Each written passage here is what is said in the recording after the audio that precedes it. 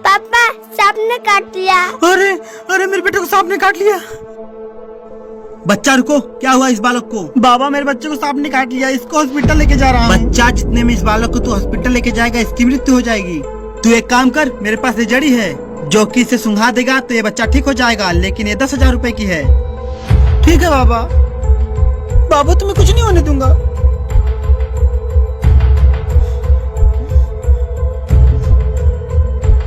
अरे मेरा बच्चा, मुझे सांप ने काट लिया, मुझे कोई हॉस्पिटल लेके चलो। रुको रुको रुको रुको।